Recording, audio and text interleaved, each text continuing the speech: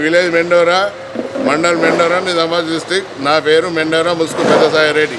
చట్టం టీవీకి స్వాగతం. మనం మార్కెట్ కమిటీలో ఉన్నాం. మార్కెట్ కమిటీలో ఏదైతే పసుపు వచ్చింది, అందరూ మద్దతు ధర వచ్చింది అని చెప్పేసి అందరూ ప్రచారం చేసుకుంటూ ఉన్నారు బయట రాజకీయ నాయకులు.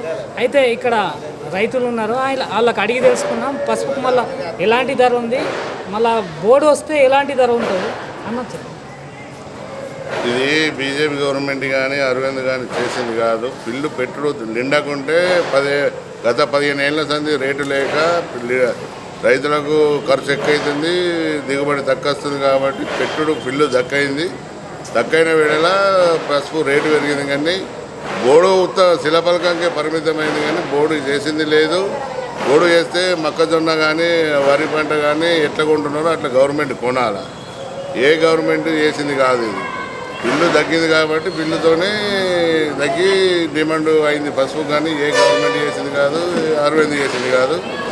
అరవింద్ మాత్రం మాటకారి, ఏం పనిచేస్తాడు కాడు. ఆయన ఓటేసే దగ్గర చెత్తబుట్టలు వేసేయాలి, ఓటేసి కూడా అవసరం లేదు.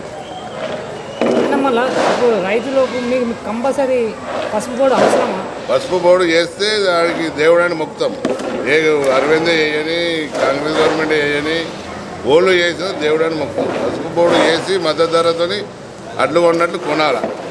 కొంటే మాకు లాభమే. అది శిలాపలకంకే పరిమితం. మోడీతో ఒక మాట చెప్పించింది, కానీ ఏమీ లేదు, ఏం చేయలేదు. మందిని మోసం చేస్తున్నారు అంతే. అంటే గతంలో అంటే 20 years బ్యాక్ అంటే మీరు పండించేటప్పుడు మంచి మద్దతు ధర ఉండేదంట.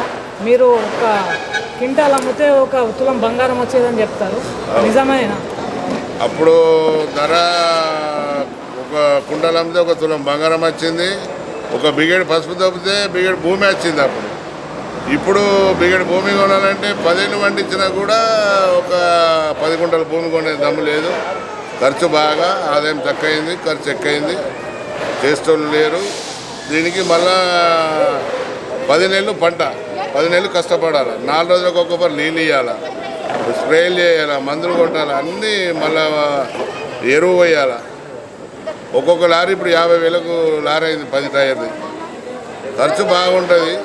ఈ రేటు ఉంటేనే పెట్టగలుగుతారు. కానీ మద్దతు ధర చేస్తే వాళ్ళని పూలదండ వేసి ఆదరించి రైతులు ఎలా వేయాలా వాళ్ళ వెంబడి ఉంటారు. ఎప్పుడు గెలిపిస్తున్నారు సార్? మీకు ప్రభుత్వం నుంచి ఏమన్నా సహాయ సహకారాలు అందుతాయి? ఏం అందుతలేవు, సహాయ సహకారం ఏం అందుతలేవు. మేము తాత ముత్తాల నుంచి పని చేస్తున్నాం కాబట్టి, ఇంకో పని చేయలేం కాబట్టి, గత్యంతరం లేక లిండకుండా దాంతోనే అప్పులైనా బాధపడి ఇంకో పని చేయలేము కాబట్టి రైతులకు ఇదే పని మీద ఆధారపడి చేసుకుంటున్నాం. మనకు నిండుదనం లేదు, కానీ ఇంకో పని చేయలేం కదా. ఇప్పుడు ఒక సంవత్సరం పడితే మళ్ళీ అది పనికిరాకుండా అవుతుంది. భూమి విత్తనాలు పండుతాయి, కష్టమవుతుంది. గత్యంతరం లేకనే నష్టపోయినా చేస్తున్నాం. ఈసారి ఒకసారి మాత్రం బిల్లు తగ్గి పసుపు రేటు మంచిగా వస్తుంది. మళ్ళీ ఈసారి పార్లమెంట్ అభ్యర్థులు నిలబడ్డారు కదా ముగ్గురు, వాళ్ళకి మీరు ఏం సందేశం ఇస్తారు? మా రైతుల ఓపెనింగ్ ఏమున్నదంటే, ఓలకి వేసినా సరే, టీఆర్ఎస్కి వేసినా సరే, కాంగ్రెస్కి వేసినా సరే, కానీ అరవింద్కి మాత్రం వేయకూడదు. 5 రోజులలో బోర్డు తెస్తున్నాడు, 5 ఏళ్ళు అయిపోయింది. మోడీతోని మళ్ళీ ఓట్ల కోసం ఒక్కొక్కరు శిలాపలకం వేసుకున్నాడు. మళ్ళీ దాని పని జరిగింది లేదు, దాన్ని చూసింది లేదు, మాట్లాడేది లేదు. రైతులమైతే కాంగ్రెస్కా టీఆర్ఎస్గా పోతాం, కానీ బీజేపీకి మాత్రం వేయం. మోడీ ప్రేమనే, కానీ ఈయనకే వేయం.